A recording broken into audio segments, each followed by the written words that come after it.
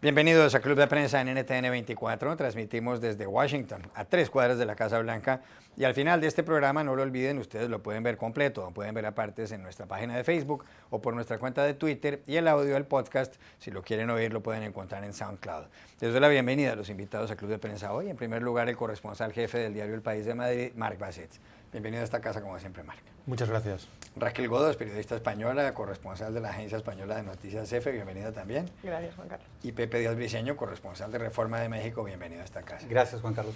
Y Pepe, hay que empezar con malas noticias en su país porque ayer se incendió un mercado de pirotecnia en San Pablito, en Tultepec. 29 muertos, 72 heridos, varios desaparecidos. Las imágenes en todas las páginas web, en todos los canales de televisión, los testimonios en todas las emisoras de radio. Parece que esto no tiene remedio. Hay una columna en el diario El País de Madrid de Luis Prados, el director del área de las Américas de ese periódico, donde dice que debería haber responsabilidades. ¿Las habrá en algún momento? Porque esto parece que se repite con alguna frecuencia en México y al final no pasa nada. Sí, sabemos que este es el tercer evento de gran escala justo en ese mismo mercado desde 2006. Esto no es nuevo, es gravísimo. En 11 años, 3 explosiones y más la de ayer mismo, que tiene al menos 31 personas muertas. Es un drama muy fuerte. Tultepec es uno de los pueblos más conocidos por la pirotecnia en México. 90% de las personas que viven ahí se dedican al sector de la pirotecnia. En México le llamamos cohetes, fuegos artificiales. Hay que decir que también cada año mueren 5 o 6 personas manipulando en ese municipio de México por manipular los explosivos. Entonces esto no es ninguna sorpresa, está ocurriendo con regularidad. Lo que sorprende y es distinto en esta ocasión, y ahí sí creo que tiene que haber algún tipo de responsabilidad, es que fue una reacción en cadena. Este es un mercado donde hay al menos 60 puestos que están separados por una línea de arena para justamente evitar esto. Y donde si uno ve las fotografías de cuando se inauguró el mercado en 2006, uno vería palas, veía extintores, veía que estaban separados por un espacio considerable. Ahora ve las fotos no de la tragedia sino previa, y los locales estaban desdoblados, digamos. La gente había colocado más explosivos afuera de la zona donde estaba correctamente establecido. Ahora, ¿quién monitorea eso? Son 2 autoridades: el Estado de México, la entidad donde está ubicada Tultepec, y 2, la Secretaría de la Defensa Nacional, que son los soldados en México, que son los que monitorean esto. Obviamente, ¿cómo se provocó una reacción en cadena? Puede haber una explosión en un local, pero que se haya detonado hacia todo el mercado, eso es realmente impresionante. Cambio de asunto, Marc, para hablar sobre el atentado terrorista, que así lo ha calificado Angela Merkel, la jefa del gobierno alemán, la canciller federal alemana, contra ese mercado navideño. En las últimas horas, cuando un hombre arremetió en un camión, atropelló mortalmente a varias personas, a 12, y está buscando a la persona. Aparentemente es un tunecino, inicialmente se había hablado de otra persona.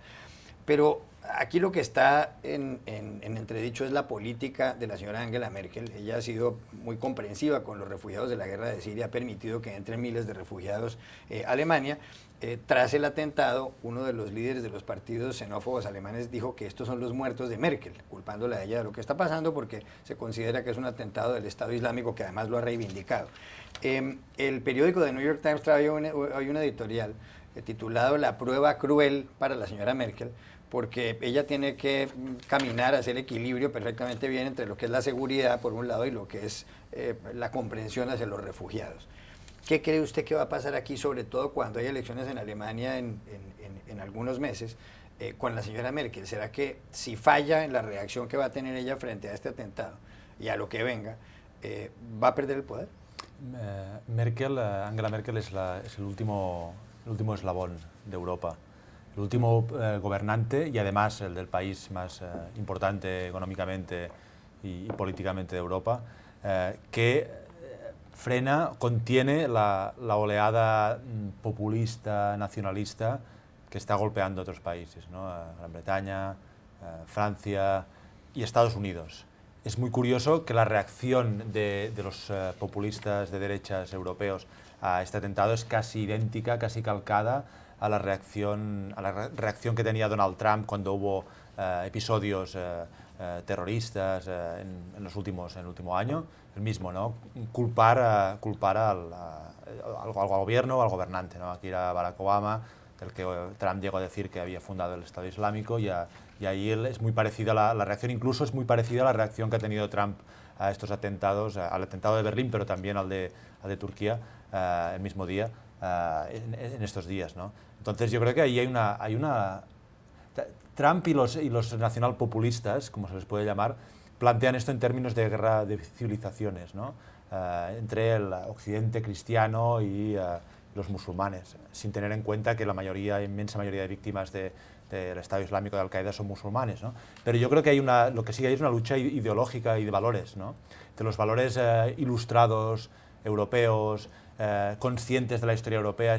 Alemania es muy importante, la memoria histórica en Alemania. Si Merkel acoge tantos refugiados es porque Alemania es el país donde se perpetró el Holocausto, y hay una conciencia histórica que hace, que modela estos valores, ¿no? Entonces yo creo que hay una lucha de valores en Europa y en Occidente en general, en Estados Unidos también, y Merkel es una pieza esencial, quizá es el último muro de contención. Pero cuando usted dice la última es que se va a caer. No, digo que si cae, es la que queda. No, si cae quedarán pocos más para defender estos valores. Bueno, obviamente, pues sí, podemos ponernos en un escenario que no tiene por qué pasar así. Ya hemos aprendido en los últimos años que hacer predicciones no es nuestro negocio, ¿no? Pero puede pasar que Le Pen gobierne en Francia, que que Gran Bretaña salga de la Unión Europea, que llegue una opción más extremista en Alemania, y a la vez pues que lo que llamamos Occidente se acerque a la Rusia de Putin. Ya lo estamos viendo en Washington también, como los valores de Estados Unidos pues con el nuevo presidente no parecen tan distintos a los de la Rusia autoritaria de Putin. Su partido, el republicano, pues muchas personas admiran a Putin, ¿no? Yo creo que estamos en un momento decisivo. Angela Merkel puede representar esos valores alemanes tras la Segunda Guerra Mundial, pero ¿y qué pensarán los ciudadanos? ¿No la van a castigar con lo que está ocurriendo? Bueno, lo que ocurre es que, como bien dice Marc, ya vamos a dejar de hacer predicciones porque se nos da muy mal, pero se da la paradoja y la dicotomía de que esta guerra de civilizaciones que algunos proclaman viene alimentada por la globalización. Entonces son dos conceptos antagónicos. Es imposible que una globalización donde el mundo de las nuevas tecnologías e Internet ha tumbado todas las barreras y todas las fronteras, que es de lo que se están alimentando estos movimientos, de que gracias a Internet se contagian este tipo de retóricas, incluso también para los islamistas la propaganda. Por un lado quieren luchar contra el hecho de que no haya barreras, ¿no? Quieren poner barreras para que la gente no tenga un flujo de movimiento libre, digamos. Entonces me parece que es muy difícil de afrontar. Efectivamente, como dice el New York Times, hay que hilar muy fino. Merkel va a tener que hilar muy fino para equilibrar esos dos factores. Lo que sí es cierto es que, o esa es la esperanza que yo tengo, es que cuando sucedan las elecciones alemanas, el mundo ya va a haber escarmentado de varios episodios de susto, ¿no? Ya vamos a haber asistido a varios sustos que al final se han convertido en realidad, y puede ser que la sociedad alemana respire hondo y, en vez de apuntar por el nuevo movimiento y un cambio de paradigma, prefiera quedarse con lo que todavía conoce.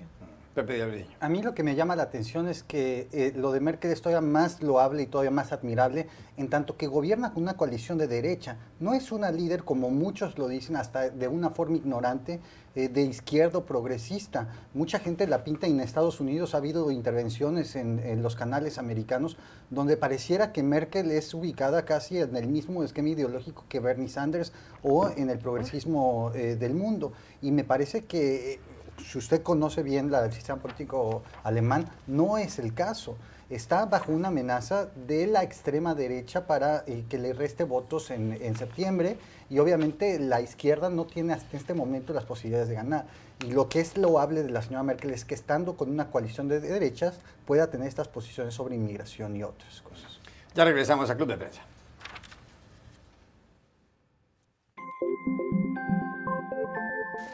Volvemos a Club de Prensa en NTN 24 desde Washington. Hay un debate, Marc, a propósito del terrorismo, de actos terroristas como el que, según la señora Merkel, se ha producido en Alemania. y hay un debate aquí en Estados Unidos, hay posiciones enfrentadas entre la del presidente Barack Obama, el presidente saliente, y Donald Trump, el presidente electo. Y usted lo escribe y lo apuntaba hace un minuto aquí en este programa. Un artículo en El País de Madrid titulado Trump rompe con la cautela frente al terrorismo de Obama. ¿Cómo es el asunto? ¿Es que Obama ve esto de una forma muy distinta a Trump? ¿Trump la ve de una forma muy diferente a Obama? Sí, yo creo que totalmente diferentes. Y lo que mencionaba en el artículo, citando otro artículo de la revista The Atlantic, es como los propios comunicados. Se puede hacer un análisis de texto, ¿no? como la escuela, ¿no? Un comentario de texto de los dos comunicados de Obama y de Trump y darse cuenta de las profundas diferencias que hay entre ambos, ¿no? Trump... comunicados emitidos el lunes, ¿no? Cuando todavía no se sabía muy bien qué había ocurrido. Pues Trump enseguida dice es un ataque terrorista. Obama dice es un aparente ataque terrorista. Trump dice es un ataque contra los cristianos, ¿no? Como si todas las personas que estaban en la plaza de Berlín fuesen cristianas y como si los alemanes fuesen todos cristianos, ¿no? Trump dice es un ataque contra Alemania, doy mis condolencias al pueblo alemán, ¿no? Se ve perfectamente la distinta visión del mundo y la visión de la guerra o de la lucha contra el terrorismo de ambos gobernantes, ¿no? Obama ha sido muy cuidadoso, por ejemplo, precisamente en no utilizar la palabra guerra contra el terrorismo, en no utilizar la palabra islamismo, ¿no? Para no demonizar a toda una religión, en buscar coaliciones internacionales. Trump, al revés, plantea y define la cuestión como la lucha entre religiones, más que entre alianzas de países, ¿no? Yo creo que es uno de estos momentos, en cierta manera, fascinantes de ver cómo en Estados Unidos hay dos presidentes a la vez, conviviendo durante 2 meses, ¿no?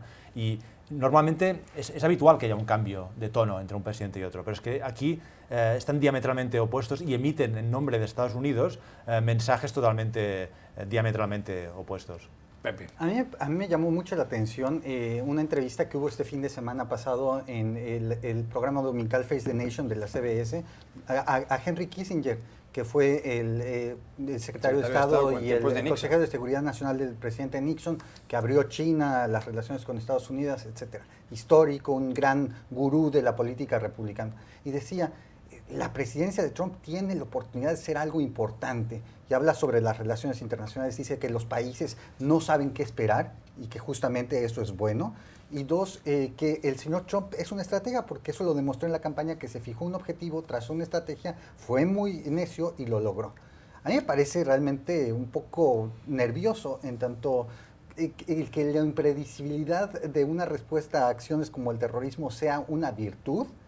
Creo que es exactamente lo opuesto a lo que se debe esperar de un estadista que debe marcar una línea al resto de los países. Raquel Godos. Bueno, es que creo que Obama se ha alimentado de este tipo de discursos y lo va a seguir haciendo. Una de las grandes razones por las que ganó fue alimentando este discurso del odio que caló y que a la gente le convenció. Es decir, yo entrevistaba a votantes mujeres de Trump y hacía un reportaje y ellas me decían no, porque es el candidato que va a mantener la seguridad en el país en el que quiero que crezcan mis hijos. Y yo, pues estupendamente. Entonces, ese es el relato, ¿no? Es la mano dura, no han visto esa mano dura por parte de Obama, y aunque hay un sector muy grande del país que estaba muy cansado de las guerras, hay esa parte de cinismo también por parte de la sociedad estadounidense, que en realidad sí quieren que Estados Unidos sea quien tenga el látigo en la política exterior y sea quien meta la mano ahí para evitar cualquier tipo de conflicto. Al fin y al cabo, aparte de los terribles atentados del 11 de septiembre, Estados Unidos era un país que había estado en guerras, pero nunca las había vivido en su propio territorio, más allá de la guerra civil. Nunca han sufrido una guerra por parte de otro país dentro de su territorio, con lo cual, digamos que están acostumbrados a eso, y cuando ven que sienten esa amenaza, vuelvo al tema de antes, que viene dada por la globalización y por el nuevo orden mundial, sienten que tiene que haber un nuevo mandatario que acabe con eso. Otra cosa es que el mundo pueda volver atrás tantos años. Bueno, cambio de tema, Marc Basetti, tiene que ver con España. El presidente del gobierno español es Mariano Rajoy, del Partido Popular, del PP, partido conservador, y él en su momento fue ministro y ocupó además varias carteras en el gabinete de José María Aznar, quien fue presidente del gobierno español entre el año 1996 y el año 2004. En la época de Aznar hubo una economía boyante en España. Algunos creen que Aznar es un hombre muy radical y desde entonces, desde que dejó el gobierno, él no quiso presentarse para una segunda reelección. El señor Aznar ha manejado una fundación que se llama la Fundación FAES. Pues el señor Aznar envió una carta en las últimas horas al señor Rajoy diciendo que él se desvincula totalmente del Partido Popular, que ya no quiere tener el cargo de presidente de honor del partido, y para algunos este es el gran divorcio entre Aznar y Rajoy, que es el actual gobernante. ¿Preveía usted que pudiera producirse algo así? ¿Está haciendo Aznar displicente con el señor Rajoy? ¿Era algo que todo el mundo esperaba? Bueno, no sé si exactamente este gesto se esperaba, pero sí que las relaciones entre ambos eran frías, ¿no? Aznar le nombró en el 2004, pero nunca estuvo del todo conforme con la manera de hacer y el estilo de Rajoy. El estilo es completamente distinto, ¿no? Aznar tiene un punto más autoritario, en cierta manera, más claro. Él siempre habla de los valores, la claridad moral. Era un poco la época, Aznar tuvo su momento estelar en la guerra de Irak, ¿no? Y en el momento de Bush, y era el lenguaje que utilizaba, y tuvo una tendencia a organizar el partido y a querer organizar España de esta manera. Rajoy es completamente distinto. Rajoy es el gobernante silencioso, el que no se mueve, el que pasa un huracán por España, que es la gran recesión de los últimos años, y se queda quieto sin hacer nada, el que asiste a como una de las regiones más dinámicas de España, que es Cataluña, aumenta y aumenta el independentismo, intenta separarse de España, y él se queda quieto, no da respuesta, no negocia, no reacciona, ¿no? Este es el estilo de Rajoy, menospreciado por muchos, empezando por el propio Aznar, pero ahí sigue Rajoy como presidente de España, habiendo dejado muchos cadáveres políticos en la cuneta, entre ellos Aznar. Raquel Gómez. Yo creo que a Aznar le molesta un poco el éxito de Rajoy en ese estilo tan opuesto, ¿no? Creo que le molesta que vaya a ser el gobernante de derecha que más tiempo ha estado en el poder después de él en época de democracia, y que lo haga de una manera tan opuesta a su estilo. Porque en cuestiones ideológicas no creo que disten tanto, es una cuestión, como bien decía Marc, de cómo operan. Efectivamente, Rajoy es una persona que juega al enroque, es un señor que ganó a la tercera y no se sabe muy bien si en vez de ganar, lo que ocurrió fue que el otro perdió, que es distinto. Entonces, bueno, digamos que se le da muy bien aguantar, es una persona que aguanta mucho. Y luego es muy curioso lo que habla también Marc del carácter. Aznar es castellano y es muy directo, y Rajoy es gallego.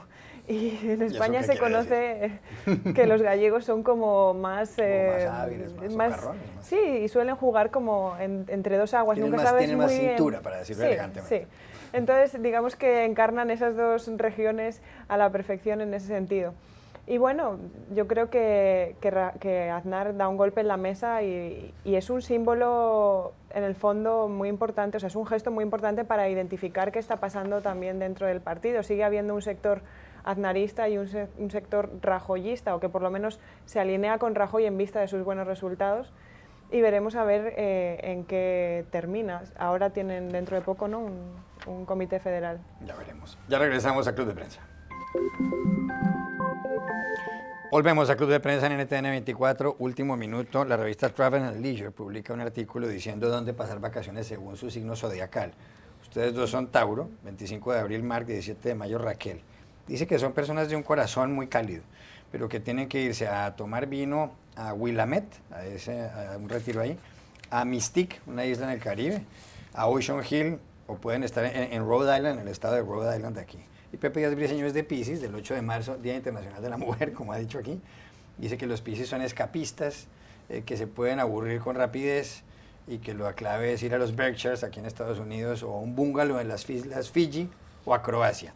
¿Le gustan esas vacaciones usted como Tauro o no? Me gustan las vacaciones, pero no me gustan, ni creo, ni me parece absurdo los horóscopos y los signos zodiacales, no tienen ninguna base científica. Pero las propuestas de vacaciones, fantásticas. Ahí puede ir. Raquel Gómez. Creo yo que tendría que estar más centrada la propuesta en depende de dónde vivas, ¿no? Porque nosotros aquí en invierno sí necesitamos el Caribe, y tanto ir a Rhode Island tampoco creo que sea Pues bueno, apetecible. Newport es una gran ciudad en Rhode Island. Ahora en invierno. Pepe Díaz Briceño. Soy un escapista decididamente. Maui, Fiji, suena fantástico, pero el mundo a lo mejor se acaba ahí. Gracias a los tres, a ustedes los espero mañana en Club de Prensa.